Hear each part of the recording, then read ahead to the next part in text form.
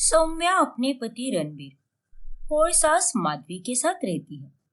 उनके घर पर सुबह से शाम तक काम करने के लिए नौकरानी गिरिजा आया करती है। रणबीर और सौम्या की शादी को अब 1 साल से ज्यादा हो चुके थे, लेकिन कुछ कमियों के कारण सौम्या माँ नहीं बन पा रही थी।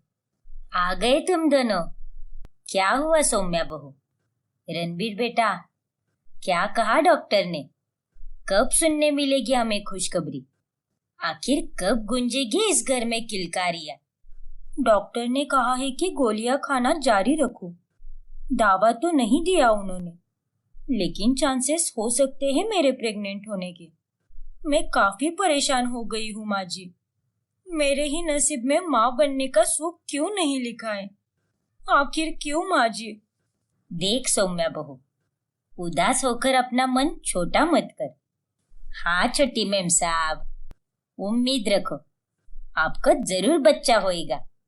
और ये मैं आपको दुआ दे रही है, गणपति बाप्पा आपकी सोनी को जल्दी भर देंगे। हाँ सौम्या, हिम्मत रखो और बस पॉजिटिव सोचो। हाँ रणबीर। सौम्या अब ऐसे ही अपनी दवाइयाँ और रूटीन चेकअप जारी रखती है, लेकिन कोई सुधार नहीं होता। वक्त के साथ वो अब काफी डिप्रेशन में चली जाती है। ना कहीं बाहर निकलती है और ना ही किसी चीज में उसका मन लगता है। सौम्या, चलो आज हम दोनों बाहर डिनर पर जाते हैं। तुम्हारे उस फेवरेट हाईवे वाले ढाबे पर जाएंगे। लेकिन रणबीर की बातें सुनकर सौम्या काफी ज्यादा गुस्सा हो जाती है और वो उसे धक्का मारती है। ओ तेरी रणबीर, तुम्हें एक बारी कही हुई बात समझ में नहीं आती क्या? मैंने क्या किया है यार सौम्या? मैं तो बस तुम्हारा मूड ठीक करने की कोशिश कर रहा था। आखिर तुम इतना गुस्सा क्यों हो रही हो? देखो रणबीर, मुझे कहीं भी नहीं जाना है। प्लीज मुझे अकेला छोड़ दो। मुझे अब किसी से भी बात करने का मूड नहीं है। प्लीज। ओके फाइन बाबा, जैसा तुम्हें ठीक लगे। रणबीर और माधवी को सौम्या की ये हालत देखी नहीं जाती। कुछ समय बाद अचानक से नौकरानी गिरिजा गर्भवती हो जाती है और तभी रणबीर घर में एक दूसरी नौकरानी अलबेली को लेकर आता है। अरे बेटा, गिरिजा के होते हुए दूसरी नौकरानी की क्या जरूरत है?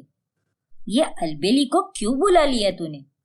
अरे माँ, अब गिरिजा गर्भवती हो चुकी है और इस हालात में हम उससे ज्यादा काम कैसे करवाएंगे? और हाँ, मैं उसे काम से भी नहीं निकालना चाहता। उसे भी पैसों की जरूरत होगी ना। अच्छा जी, तुम्हें बड़ी फिक्र हो रही है उस गिरिजा की। देखो सौम्या, अब गिरिजा हमारे घर पर कितने लंबे समय से काम करते आ रही है और ऐसे समय में हमें ही उसका साथ देना चाहिए। मैंने तो इसे घर पर आराम करने के लिए भी कहा है, लेकिन ये काम करना चाहती है। भले ही थोड़ा सा ही क्यों ना हो, लेकिन इसे काम करना है। हाँ छठी मैम साहब, वो डॉक्टर ने भी मुझे बोल के रखेला है कि जितना बदन हिला सकती हो हिलाओ। एक जगह पर ही बैठकर अंडे देती रहूंगी, तब तो मेरा कल्याण ही हो जाएगा रे बाबा। अब घर में 2-2 नौकरानियां काम करती हैं और गिरिजा थोड़ा सा ही काम करती है। ये लो गिरिजा, यहाँ डाइनिंग टेबल पर बैठो और इन फलों को खत्म करो और जल्दबाजी में मत खाओ, आराम आराम से खाओ।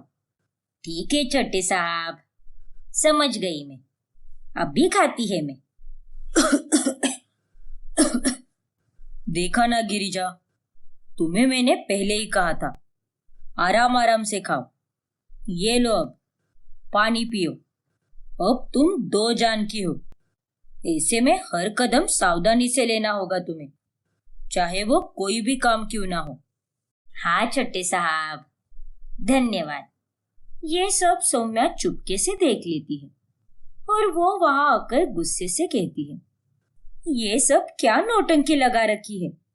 और रणबीर, तुम कब से अपना ऑफिस का काम धाम छोड़कर इस गिरिजा के सेवक बन गए। जाओ, जाकर अपना काम करो। और तुम गिरिजा, फटाफट से ये सारे फल ठूसो और अपने काम पर लगो। अरे इसे आराम से खाने दो ना, मैं तो बस इसे पानी ही दे रहा था। बस रणबीर, मुझे आगे कुछ भी नहीं सुनना है। जाओ अपने कमरे में। फिर रणबीर वहां से चला जाता है और सौम्या गिरिजा और रणबीर की नजदीकियां देखकर जलन के मारे आग बबूला हो जाती है। एक रोज जब सौम्या बाहर गई होती है, तभी वो घर आने पर देखती है कि रणबीर रसोई में पड़े बर्तन को साफ कर रहा है और गिरिजा सोफे पर बैठकर मस्त आराम फरमा रही है। और उसे देखकर सौम्या का दिमाग हिल सा जाता है। गिरिजा, ये तुम्हारे पिताजी का घर नहीं है जो तुम यहाँ पर आराम फरमाती बैठी हो। और रणबीर, तुम, ये सब क्या चल रहा है? गिरिजा के होते हुए तुम ये बर्तन क्यों साफ कर रहे हो? और इस गर्भवती नौकरानी की तुम्हें इतनी भी क्या चिंता है? क्या हुआ बेटा, आखिर इतनी भी क्या जल्दी थी तुझे? अरे अलबेली के आने तक उसका इंतजार कर लेते ना। गिरिजा नहीं कर सकती तो क्या हुआ, अलबेली तो बर्तन साफ कर सकती है ना। और छठी मेम साहब, ये मेरे बाप का घर तो नहीं है, लेकिन मैं इधर आपके भी पहले से काम करती आ रही है, इसीलिए मैं इस घर को अपना ही घर मानती है। छोटे साहब ने ही मुझे कहा कि आराम करे, क्योंकि मेरे पेट में दर्द हो रहा था। हाँ सौम्या, अब इसके पेट में दर्द हो रहा था, ऐसे में मैं इससे बर्तन कैसे धुलवाता। और माँ हमेशा कहती है कि बेसिन में ज्यादा देर तक गंदे बर्तन नहीं रखने चाहिए, इसीलिए मैंने बर्तन धो दिए। तो इसमें कौन सी बड़ी बात है? अरे तुम्हारे लिए तो कोई भी बात बड़ी नहीं है। और गिरिजा, तुम, अगर तुम्हें आराम ही करना है तो अपने घर जाकर आराम करो, लेकिन यहाँ पर नहीं। अरे अपने ही छोटे साहब से बर्तन धुलवाते हुए तुम्हें जरा भी शर्म नहीं आती क्या? नालायक कहीं की, आखिर खुद को तुम समझते क्या हो? इस दुनिया में अकेले तुम ही गर्भवती हो सकती हो क्या? हाँ? अरे छोटी मेम साहब, काय को बंकस करेली हो मेरे साथ? मैंने ऐसा क्या गुनाह कर दिया रे बाबा? अरे जाने दो सौम्या बहू, अब जो हुआ सो हुआ। आइंदा से रणबीर कोई काम नहीं करेगा। और गिरिजा, तुम्हें भी आराम करना है तो घर जाया करो। और सौम्या बहू, अब शांत हो जा, ज्यादा गुस्सा मत करो। फिर सौम्या गुस्से में अपने कमरे में चली जाती है और वो सोते समय रणबीर से कहती है, देखो रणबीर, मैं तुम्हें आखिरी चेतावनी दे रही हूँ। अगर आइंदा से तुम उस गिरिजा के इर्द गिर्द भी भटके या उसकी सेवा वगैरह करने की कोशिश भी की तो मैं तुम्हारी आंखें नोच लूंगी। समझ गए तुम? वो गिरिजा खुद को ज्यादा ही सयानी समझती है। अगर मेरा बस चले तो मैं उसे काम से ही निकाल दूं। काम डाउन सौम्या, पहले ही तुम्हारी तबीयत ठीक नहीं है। तुमने जो कुछ भी मुझे कहा है, मैं वो सारी बातें ध्यान में रखूंगा, लेकिन गिरिजा को काम से मत निकालो। उसका बच्चा आने वाला है इस दुनिया में, और इन प्रेगनेंसी के हालत में उसे भी तो पैसे लगते होंगे। तुम तो चुप ही रहो रणबीर, वरना मैं तुम्हारा मुंह तोड़ दूंगी। अरे पागल हो गए हो क्या?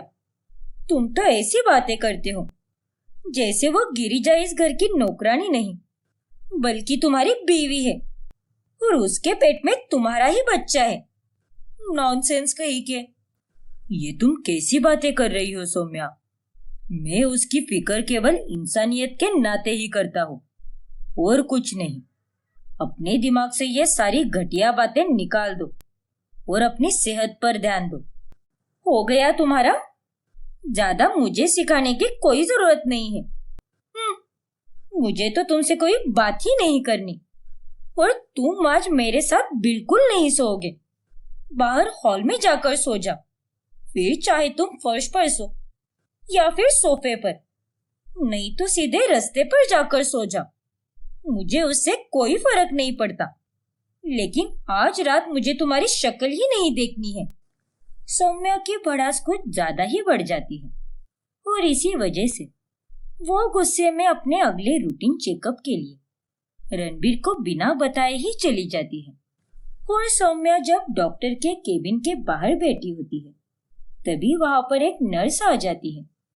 और सौम्या जी, कैसी है गिरिजा? अब कल ही आए थे रणबीर सर और गिरिजा। अब गिरिजा माँ जो बनने वाली है उनके बच्चे की, उनका जरा अच्छे से ख्याल रखना। क्या? ये तुम क्या बकवास कर रही हो? गिरिजा के पेट में रणबीर का बच्चा है? हाँ, मतलब आपको तो पता ही होगा ना। नर्स की बातें सुनकर सौम्या के पैरों तले जमीन ही खिसक जाती है और वो घर जाकर रणबीर को एक जोरदार थप्पड़ लगाती है। सौम्या, आखिर क्या हुआ है तुम्हें? तुम्हारा दिमाग तो ठिकाने पर है ना? क्यों मारा तुमने मुझे? क्या हुआ है? वाह, ये तुम पूछ रहे हो रणबीर? मैंने कभी अपने सपने में भी नहीं सोचा था कि तुम इतना गिर सकते हो। तुम बहुत बुरे हो रणबीर, बहुत बुरे। अरे लेकिन क्या हुआ है सौम्या बहू? आखिर मेरे बेटे को तूने क्यों मारा? माँ जी, इस नौकरानी गिरिजा के पेट में आपके बेटे का बच्चा है। ये इसके बच्चे की माँ बनने वाली है। मुझे सब पता चल चुका है। उस नर्स ने मुझे सारी बातें बता दी। क्या? हाँ माँ जी। और रणबीर, तुम चले जाओ अपनी गर्लफ्रेंड को लेकर। अभी के अभी निकल जाओ इस घर से। तुम दोनों इस घर में बिल्कुल नहीं रहोगे। और अगर तुम दोनों इस घर से नहीं गए तो मैं चली जाऊंगी यहाँ से। लेकिन अब बस, बहुत हुआ। निकल जाओ गिरिजा, सुना नहीं तुमने? निकल जाओ। फिर सौम्या गिरिजा को धक्का मारकर घर से बाहर निकालने वाली होती है कि तभी गिरती हुई गिरिजा को रणबीर बचा लेता है। गिरिजा, तुम ठीक तो हो ना? कहीं लगी तो नहीं? नहीं छोटे साहब, मैं ठीक है। अरे सौम्या, आधी अधूरी बात सुनकर आ रही हो तुम। अरे तुम्हें पता भी है क्या पूरी बात क्या है? गिरिजा के पेट में मेरा ही नहीं बल्कि तुम्हारा भी बच्चा है। ये हमारे बच्चे की सरोगेट मदर है, यानी इसकी कोख में हम दोनों का अंश है। क्या? ये तुम क्या कह रहे हो बेटा? हाँ माँ, ये बात मैंने सौम्या और आपसे दोनों से छुपाई है। सौम्या को यूं डिप्रेशन में जाते देखकर मुझे बहुत दुख होता था, इसीलिए मैंने ये सरोगसी का रास्ता चुना। और सरोगसी के लिए गिरिजा से ज्यादा भरोसेमंद कोई नहीं था। ये हमारी नजरों के सामने ही रहती है, इसीलिए ज्यादा चिंता नहीं होगी। और ये सोचने के बाद ही मैंने इसे अपने बच्चे की सरोगेट मदर के लिए चुना है। छोटे साहब को यह डर था कि आप दोनों सरोगेसी के खिलाफ जाओगे और साथ ही मेरे को सरोगेट मदर बनने ना दोगे, इसीलिए उन्होंने आपसे ये बात छुपाई। बाकी कोई बातिच नहीं थी। आई शपथ। अब सारी सच्चाई जानने के बाद में सौम्या को काफी शर्मिंदगी महसूस होती है और वो गिरिजा को अपने गले से लगाती है। मुझे माफ कर दो गिरिजा, मुझे सच के बारे में पता नहीं था। मैंने तो नर्स की आधी अधूरी बात सुनी और ऐसे ही वहां से चली आई। माफ कर दो रणबीर, तुमने मेरे बारे में, मेरी खुशी के बारे में इतना सोचा, वही काफी है मेरे लिए। गिरिजा की कोख में हमारा बच्चा है, इससे बड़ी बात और क्या हो सकती है। मैं बहुत खुश हूँ रणबीर, अब फाइनली इस दुनिया में हमारा बच्चा आने वाला है। हाँ बेटा, भले ही बहू की कोख से ना सही, लेकिन तुम दोनों का अंश, मेरा पोता या पोती इस दुनिया में आने वाला है। धन्यवाद गिरिजा, अपनी कोख देने के लिए। और इस तरह अंत में उनकी सारी गलतफहमियां दूर हो जाती हैं और सौम्या और बाकी घर के सभी लोग गिरिजा को घर में ही रहने के लिए कहते हैं और उसकी खूब अच्छे से देखरेख करते हैं। जिसके बाद 9 महीने पूरे होने पर वो एक प्यारी सी बेटी को जन्म देती है और पूरा घर खुशियों से चहक उठता है। रीना की हाल ही में त्रिवेदी परिवार के छोटे बेटे करण से शादी हुई होती है। उसके ससुराल में उसकी सास सुनीता, जेठ अरुण और जेठानी जानवी होती है। रीना का फैशन काफी मॉडर्न और बोल्ड होता है, वही उसकी जेठानी का फैशन बिल्कुल किसी पुराने जमाने जैसा होता है। एक दिन, अरे वाह रीना बहू, क्या बात है, सच में तुम्हारे कपड़े तो मुझे बहुत पसंद आते हैं, एकदम नए जमाने के हैं और ये तुम पर सुंदर भी बहुत लगते हैं। थैंक यू माँ जी, बहुत फैशनेबल हो तुम बहू।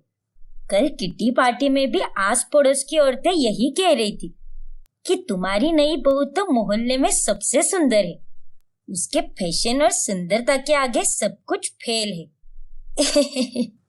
और ये सुनकर मुझे बहुत खुशी हुई बेटा। अरे वाह माँ जी, सारी आंटीज को मेरी तरफ से थैंक यू कहना। और ये जो कुछ भी मैं पहनती हूँ और जैसी भी मैं दिखती हूँ, इस सब का श्रेय मेरी माँ को जाता है। उन्होंने ही मुझे बचपन से ऐसे रखा है। रीना की इतनी तारीफें सुनकर अब उसकी जेठानी जानवी को बहुत जलन होने लगती है। जिसे देखो वो तो बस रीना की तारीफ ही करता रहता है। वो उसके फैशन सेंस को कितना पसंद करते हैं। ये रीना के आने के बाद तो सब मुझे भूल ही गए हैं। मेरी भी तो तारीफ होनी चाहिए ना। अब मैं भी रीना की तरह ऐसे ही नए जमाने के कपड़े पहनूंगी। फिर अगले दिन जानवी अपने पति अरुण की पुरानी जीन्स को छोटे शॉर्ट्स के शेप में काटती है और उसे पहनकर घर में सबके सामने आती है। सभी घर वाले उसका ये रूप देखकर चौंक जाते हैं। ये लीजिए माँ जी, आपकी मसाले वाली चाय। और अरुण, देवर जी, आप दोनों के लिए ये कॉफी। और रीना, तुम दोपहर की सब्जी काटना शुरू कर दो।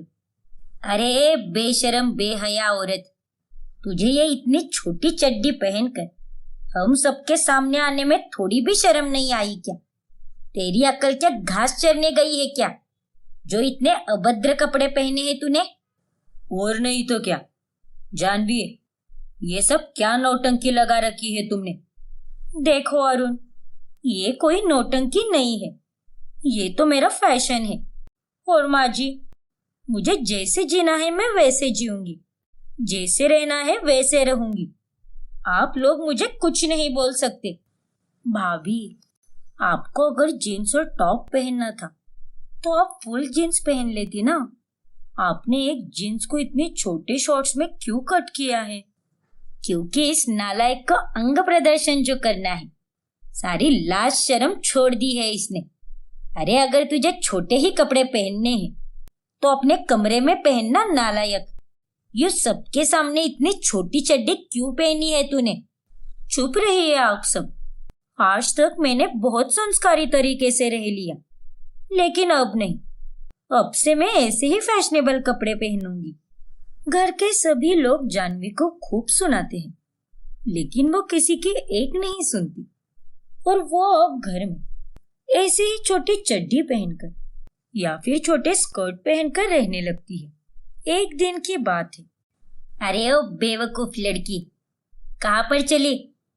अरे माँ जी, मैं तो बाजार जा रही हूँ। लेकिन जानवी भाभी, बाजार जाना है तो आप पूरे कपड़े पहनकर जाइए ना। ये शॉर्ट्स पहनकर क्यों जा रही हो आप? और नहीं तो क्या।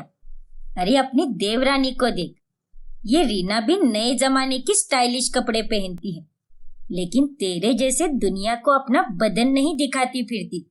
हाँ भाभी, बाहर जाओगी तो लोग क्या कहेंगे आपको? आप जिसे फैशन कह रही हो वो फैशन नहीं है। चुप रहो रीना, मैं तुमसे बड़ी हूँ और तुम्हें मुझे यह फालतू की टिप्पणी देने की कोई जरूरत नहीं है, क्योंकि मैं जानती हूँ तुम्हें मेरे इस नए फैशन से जलन हो रही है, क्योंकि अब मेरी भी तारीफ होगी जो तुम्हें बिल्कुल पसंद नहीं आएगी। क्यों? सही कहा ना मैंने? नहीं भाभी, ऐसा तो। रीना की पूरी बात सुने बगैर जानवी वहां से चली जाती है। मुझे तो कुछ भी समझ में नहीं आ रहा कि इस जानवी का क्या नाटक चल रहा है। ये तो हमारी इज्जत मिट्टी में मिलाकर रहेगी। जानवी बाजार में जाती है और वो लगे हाथ अरुण की दुकान पर भी जाती है। अरे जानवी, तुम यहाँ पर क्या कर रही हो, और वो भी इतनी छोटी चड्डी में? यहाँ पर सारे मेरे पहचान के लोग आते हैं। हाँ तो उसमें क्या होता है, ये मेरा स्टाइल है। वहां पर खड़े बाकी के आदमी शर्मिंदा होकर अपना सर नीचे की तरफ घुमाते हैं और जानवी के वहां से चले जाने के बाद में सभी अरुण को सुनाने लगते हैं। अरे अरुण बेटा, ये तुम्हारी बीवी ने ऐसे कपड़े क्यों पहने थे? वो तुम्हारी बीवी है, तुम्हारी घर की बहू है, और एक अच्छे घराने के होने के बावजूद ये सब करना शोभा देता है क्या? हाँ अरुण भाई, ये सब सही नहीं है। थोड़ा बहुत बोल्ड फैशन समझ आता है, लेकिन इतना भी फैशन अच्छा नहीं लगता। उनकी बातें सुनकर अरुण को बहुत शर्मिंदगी महसूस होती है। फिर वो घर जाने के बाद में जानवी को बहुत सुनाता है, लेकिन फिर भी वो अपनी हरकतों से बाज नहीं आती। जानवी, अपने इस घटिया फैशन को जल्द से जल्द बंद करो, क्योंकि ना तो सिर्फ तुम अपनी बल्कि हम सबकी इज्जत की धज्जियां उड़ा रही हो। चुप रहो अरुण, तुम लोगों की इज्जत की चाहे धज्जियां उड़े, गुजिया उड़े या भजिया उड़े, मुझे उन सब से कोई फर्क नहीं पड़ता। और मैं जो कुछ भी कर रही हूँ सब कुछ सही कर रही हूँ। मेरा फैशन ही सबसे बेस्ट फैशन है। जानवी की बातें सुनकर अरुण अपना सर पकड़ लेता है। फिर एक दिन जब घर पर पूजा होने वाली होती है, तभी सभी अच्छे से ट्रेडिशनल कपड़े पहन कर आते हैं, लेकिन जानवी उस दिन भी बॉक्सर्स ही पहनती है और बेशर्मों की तरह पंडित जी के सामने आती है। हे भगवान, छी छी छी छी, सुनीता जी, ये कैसे अभद्र कपड़े पहने हैं आपकी बहू ने?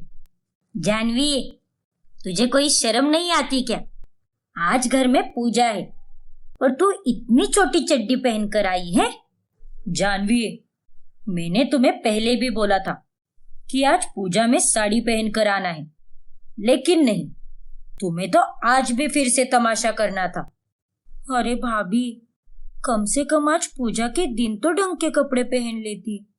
सुनीता जी, अपनी बड़ी बहू से कहिए कि ये कपड़े बदल कर एक सुहागन की तरह लाल साड़ी और हरी चूड़ियां पहन कर आए, वरना मैं ये पूजा करूंगा ही नहीं।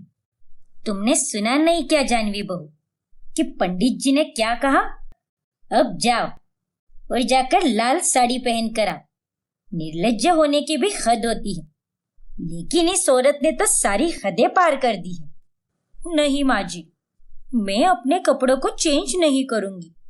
आप लोग भुलक्कड़ हो क्या? आखिर बार बार क्यों कहना पड़ता है आप लोगों को कि ये मेरा फैशन है? और पंडित जी, अगर आपको इतनी ही तकलीफ हो रही है तो आप अपनी आंखों पर पट्टी बांध लीजिए और फिर पूजा शुरू कीजिए, क्योंकि मैं तो अपने कपड़ों को बदलने से रही। क्या? सुनीता जी, आपकी बहू कितनी ढीठ और बदतमीज हो चुकी है। जानवी बहू, तुम्हें एक बार कही कही बात समझ में नहीं आती क्या? जल्दी जाओ और जाकर साड़ी पहन कर आओ। नहीं माँ जी, मैंने कह दिया सो कह दिया, मैं कहीं नहीं जाने वाली, समझे आप? जानवी ढीठ की तरह अपनी जिद पर अड़ी रहती है और जिस कारण पंडित जी निराश होकर वहां से चले जाते हैं और घर में कोई पूजा भी नहीं होती। देखा, तेरी वजह से पंडित जी भी चले गए। एक पंडित को निराश करना कितना पाप का काम होता है। अरे तुझे आखिर हो क्या गया है? क्यों दिन रात ये चड्डी पहनने लगी है तू? ये कोई चड्डी नहीं है माँ जी, बल्कि ये तो बॉक्सर्स है, और मैं जानती हूँ कि ये मुझ पर बहुत ज्यादा जच रहे हैं। अरे क्या खाक जच रहे हैं?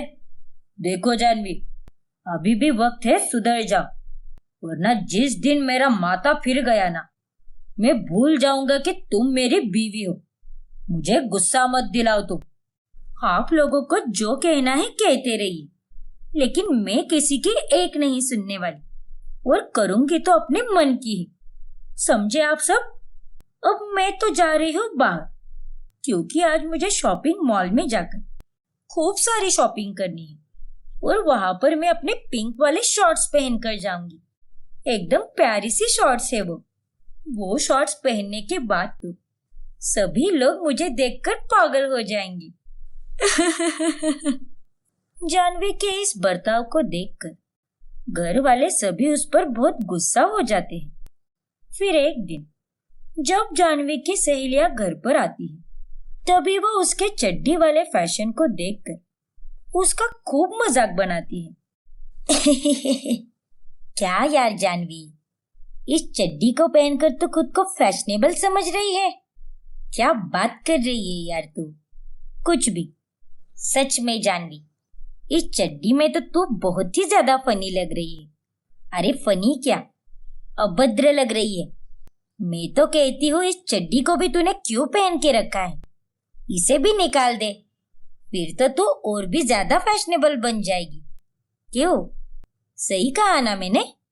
हाँ, ये तूने बिल्कुल सही कहा है। और जानवी, तू तो एक नंबर की इडियट है। अरे तू जो कुछ भी पहन रही है उसे फैशन नहीं, बल्कि उसे पागलों जैसा रहना कहते हैं, क्योंकि कोई पागल ही होगा जो चड्डी पहनने का फैशन करता होगा, और नहीं तो क्या। अरे अपनी देवरानी को देखो, कितनी सुंदर है वो, कितने स्टाइलिश और एकदम प्यारे से आउटफिट पहनती है वो। कुछ सीख उससे। अपनी ही सहेलियों से इतनी खराब बातें सुनकर जानवी बहुत भावुक हो जाती है, और उनके जाने के बाद वो अपने कमरे में बैठकर रोने लगती है। तभी वहां पर रीना आती है और उसके पास जाकर उसके आंसू पोंछने लगती है। बस भाभी, मत रोइए। देखा ना तुमने रीना, किस तरह मेरी सारी सहेलियों ने मेरा मजाक उड़ाया। देखिए भाभी, आप पहले तो रोना बंद कीजिए, और आप जैसी हो वैसी ही सुंदर हो और फैशनेबल भी हो। और रही बात मेरे फैशन की, तो मेरी परवरिश ही बचपन से इसी तरह हुई है। ये सब कपड़े तो मैं बचपन से ही पहनती आ रही हूँ, और अगर आपको मेरे फैशन से रिलेटेड कुछ भी पूछना था तो आप मुझसे पूछ लेती ना, लेकिन नहीं, आपने बस अपने मन की ही की और छोटे कपड़ों को ही फैशनेबल समझ बैठी।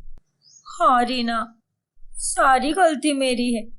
मैं तुमसे जलने लगी थी, लेकिन जलने के बगैर मुझे तुमसे पूछ लेना चाहिए था। तुमने तो पहले दिन भी मुझे कहा था, लेकिन मैंने तुम्हारी कोई बात नहीं सुनी। हाँ भाभी, आपने बिल्कुल सही कहा कि आपने मेरी कोई भी राय नहीं ली, लेकिन अब भी कोई देर नहीं हुई है। अगर आपको फैशनेबल रहना है तो फैशन बदन ढककर भी किया जा सकता है। अब आगे से मुझसे कोई भी चीज पूछ के किया करो। मैं आपकी अपनी हूँ, थोड़ी ना कोई पराई हूँ। आपको सब मैं अच्छा ही बताऊंगी। हाँ रीना, तुम सही कह रही हो। अब अगर आगे से मुझे कोई भी फैशन करना हो तो मैं तुमसे ही पूछकर करूंगी। वैसे भी ये चड्डी जैसा फैशन करके मुझे भी काफी अजीब लग रहा था, लेकिन अब मैं समझ चुकी हूँ कि मैं गलत थी। और इस तरह रीना के समझाने के बाद जानवी अगले दिन से नॉर्मल और ढंग के कपड़े पहनने लगती है, और उसे पूरे कपड़े में देखने के बाद घर वालों को भी काफी राहत मिलती है। कुणाल और रीना पति पत्नी होते हैं। रीना कुणाल से बहुत प्यार करती है, लेकिन एक दिन जब कुणाल बैंकॉक की ट्रिप से लौटता है, तब वो अपने साथ बैंकॉक की विदेशी पत्नी मिली को भी लाता है। ये सब देख रीना और उसकी सास गीता दोनों के होश उड़ जाते हैं। माँ, मीट माई न्यू वाइफ। ये है मिली। ये मुझे बैंकॉक की ट्रिप में मिली है। तो ये विदेशी, लेकिन इसका दिल पूरा हिंदुस्तानी है। ये तूने क्या कर दिया बेटा? तूने तो अपनी ही बीवी की सौतन को घर लाया है, वो भी शादी करके। हाँ तो पापा तो मुझे इस रीना के साथ चिपका के परलोक चले गए, लेकिन मुझे रीना से कभी प्यार था ही नहीं। और मेरी लाइफ में अगर मुझे किसी से प्यार है तो वो सिर्फ और सिर्फ मिली है। ओह, सो स्वीट हनी। नहीं, ये नहीं हो सकता माँ। रीना की दुनिया पूरी तरह उजड़ जाती है। उसके आंखों से आंसुओं की धारा रुकने का नाम ही नहीं लेती। उस रात कुणाल अपने कमरे में से रीना का सारा सामान बाहर निकाल देता है और उसे कहता है, ये लो अपना सारा सामान, और अब से तुम इस घर के गेस्ट रूम में रहोगी, क्योंकि ये कमरा अब मेरा और मिली का हो चुका है। Sorry Reena, but this is my room now. Reena पूरी तरह मौन हो चुकी थी, क्योंकि इतने बड़े झटके के बाद उसके मुंह से तो कोई शब्द ही नहीं निकल पा रहा था। अब वो बेचारी गेस्ट रूम में जाकर रहने लगती है। माँ, अभी सुबह के 9 बजे है। इसका मतलब आज ही मिली का इस घर में पहला दिन है। So Mili, you will bake a cake today. अपनी पहली रसोई की रस्म को पूरा करने के लिए मिली आज केक बनाएगी। ये बहुत अच्छा केक बनाती है माँ। यस सिसु माँ, I will bake a very delicious cake for you. Please give me some time. ठीक है। मिली रसोई में जाकर केक बनाना शुरू करती है, लेकिन केक बनाते बनाते उसके हाथों से ओवन खराब होकर ब्लास्ट हो जाता है और रसोई में हर तरफ धुआं धुआं फैल जाता है। हे भगवान, ये क्या कर दिया इस फिरंगन ने? अरे पगलेट, तूने तो पूरी रसोई को ही बर्बाद कर दिया। व्हाट इज दिस यार मिली, तुमने तो पूरी रसोई को ही जला दिया। ना रहा केक और ना रहा ओवन। सॉरी कुणाल, मेरे से गलती से ये बटन डूब गया, जिसके वजह से ये सब हुआ। मैं माफी देती हूँ। मैं माफी चाहती हूँ। हे राम। अरे कुणाल बेटा, ये तू किस आफत को उठाकर लाया है? गीता इरिटेट होकर अपनी बहू रीना के पास जाती है। क्या हुआ माँ जी, खा लिया अपनी नई बहू के हाथों का स्वादिष्ट केक? अरे काहे का केक और काहे की नई बहू? उस गोरी चुड़ैल ने तो दिमाग का दही करके रखा है। मन तो कर रहा है कि उसके वो चमकीले बाल पकड़कर उसे घर से धक्के मारकर बाहर फेंक दूं, लेकिन मेरे निकम में नालायक बेटे को उससे प्यार का बुखार चढ़ गया है। माँ जी, हम उसे घर से बाहर निकाल सकते हैं, अगर आप मेरा साथ दो तो। हम दोनों मिलकर उस बैंकॉक की डायन को हमारे घर से और कुणाल की जिंदगी से भगा सकते हैं माँ जी। लेकिन कैसे बहू? अरे माँ जी, हम दोनों मिलकर उन दोनों के बीच इतनी दुविधाएं लाएंगे कि वो दोनों ना चाहते हुए भी अलग हो जाएंगे। अरे वाह, ये तो बहुत ही अच्छा आइडिया है। अब आएगा असली मजा।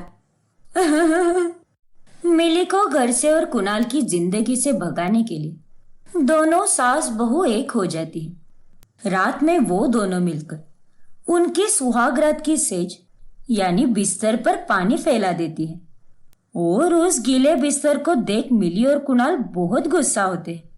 ओफो, ये क्या? ये बिस्तर तो हमारे आने से पहले ही गीला हो चुका है। अब हम क्या करेंगे? हम इस गीले बेड पर सुहागरात नहीं बना सकते।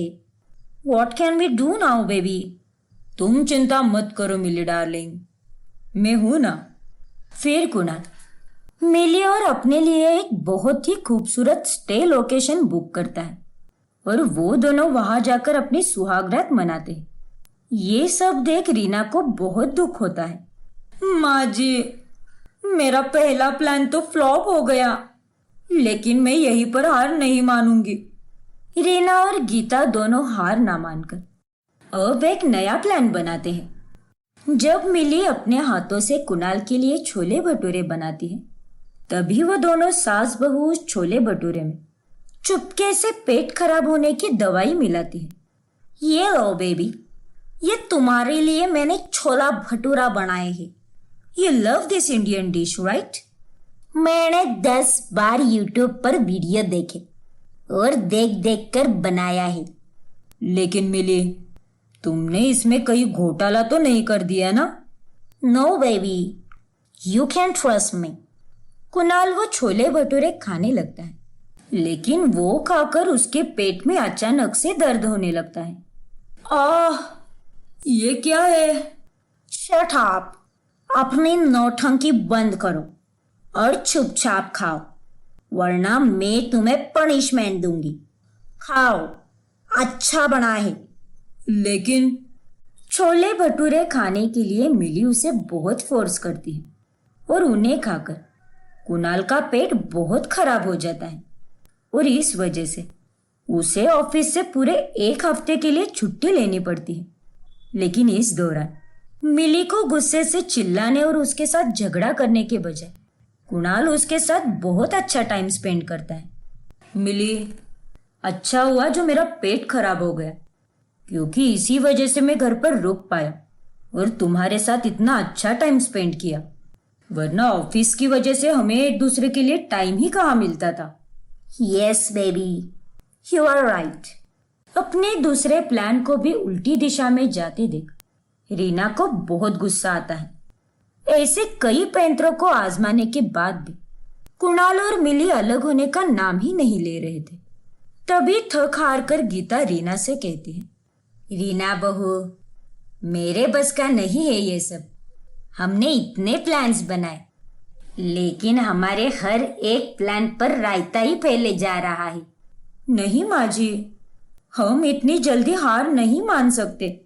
मुझे कुणाल को पाकर ही रहना है और अपनी इस सौतन को घर से भगा कर ही रहना है। एक दिन कुणाल और मिली दोनों कुल देवी के पहाड़ वाले मंदिर जाने वाले होते।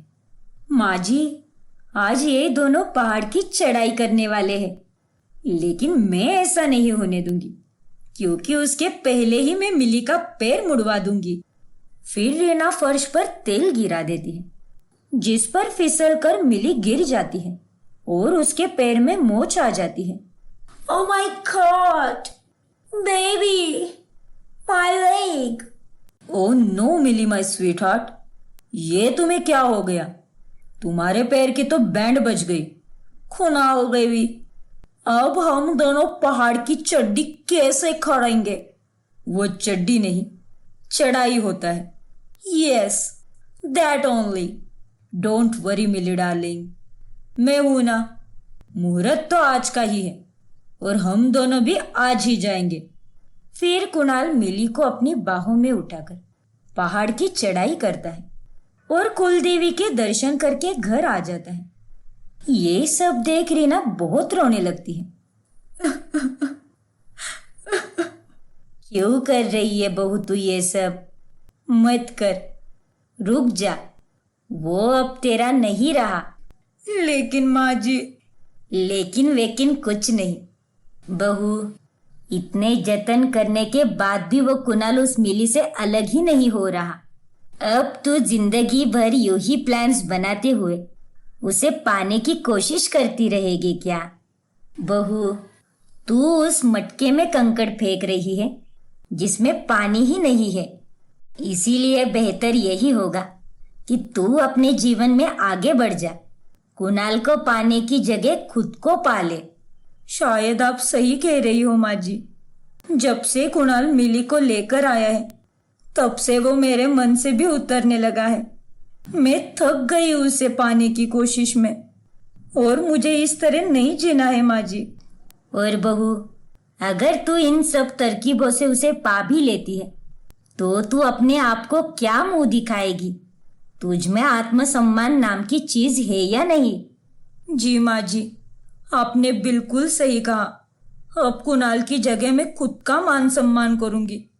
हर औरत ये करने से कतराती है, लेकिन मैं यही रास्ता चुनूंगी। रीना आखिरकार कुणाल को पाना छोड़ देती है और वो उसे तलाक देकर अकेली रहकर अपने जीवन में आगे बढ़ती है।